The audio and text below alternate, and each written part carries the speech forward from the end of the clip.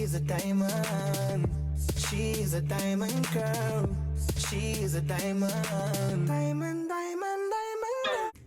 Hi YouTube, it's Princess Diamond. Welcome back to my channel. So I wanted to share a little fun video with you guys today, and as you can tell by the title, I'm just going to be sharing a few braided hairstyles that I personally as a braider am glad are no longer trending and I no longer have to do either at all or as common. Now trending can be relative because y'all keep hearing that noise, that's my dog. Trending can be relative because it can depend on just the area that you're in. So some of these styles you may think are still trending, but for me personally in my area, they're not because I don't get asked to do them or I just don't do them as commonly. So I don't want anybody to feel offended or anything by the styles that I put in this video, because some of these styles I personally like. I like seeing them, I like them on me, I just don't like doing them. And I've been braiding for years, and so what that means for me personally is that it has, you know, put a strain on my hands and my joints and my fingers and stuff. So I don't like doing styles that take forever and a day. I try to do styles or keep my styles that I offer limited to, you know, around 6, 7, 8 hours or less. If it's anything more than that, I'm like, baby, no.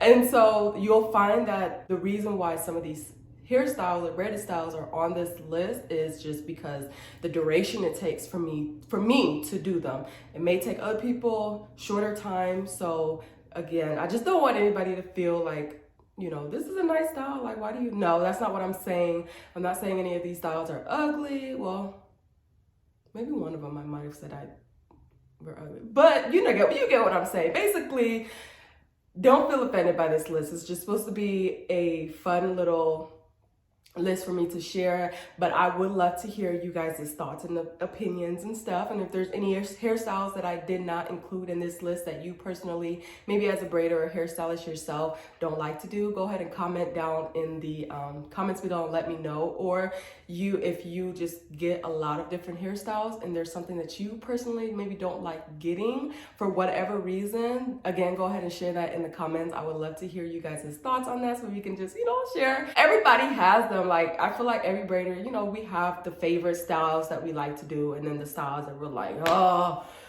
this style again, like, oh. So I just have a few that I'm like, I'm just glad they're no longer trending because I don't want to have to keep saying no to them. Okay, so there's all my disclosures. So without further ado, let's jump into the styles I'm glad I no longer have to do.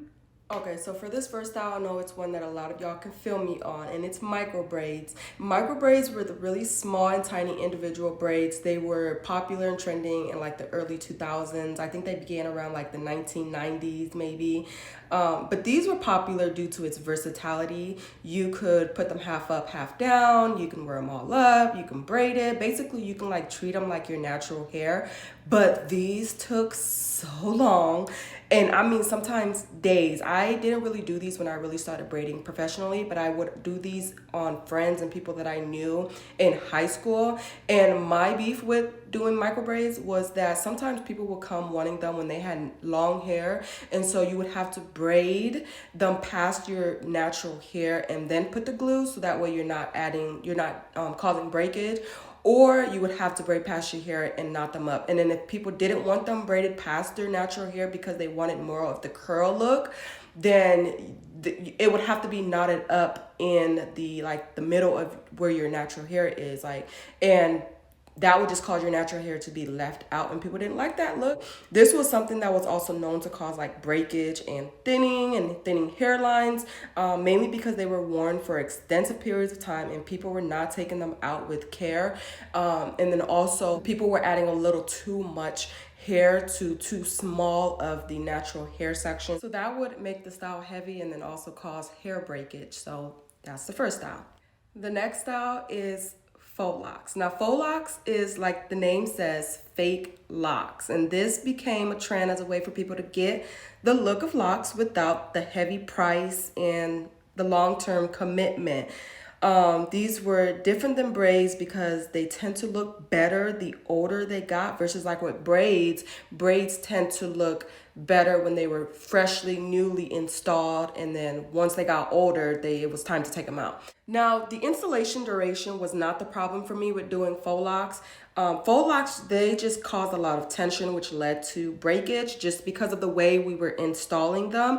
And to me, they just always looked heavy and so stiff. So I was so glad when we started going into doing soft locks and getting more of a looser lock, and it just looked lighter. So now we do soft locks, which I prefer to do, again, because they just look lighter, and if they're done right, they cause less tension. The next one on the list are traditional box braids. Now, this is one that people are still getting, but when you compare it to like knotless box braids, they're definitely not as popular or trending anymore. And traditional box braids is, similar to like micro braids, but they're just larger braids. So you add in the hair extension right there at the root. And with doing that, you are causing a little bit more tension, which can again cause more breakage and thinning of edges and thinning of hair. So when knotless box braids, which is just a different way of adding in the hair extension at the root, when that became more popular, it just it changed the game for a lot of people. I just like the way that it is just a lot less tension and lightweight. So I just prefer knotless box braids over doing traditional box braids anymore. I still do them from time to time, but they're definitely not as popular as they used to be before knotless box braids was a trend. Now, this next one is butterfly locks. I don't know if this is still a trend or not. In my area, it's not. And I'm not even gonna hold y'all. This style is cute. Like, me personally, I love it. I love the way it looks. I love how short it is. I love how lightweight it is. And it's just, I feel like low maintenance. Like, there's not a lot that you have to do with this style. You don't have to worry about putting it up. Like, you just leave it and you can go. You can take your shower. It's just easy.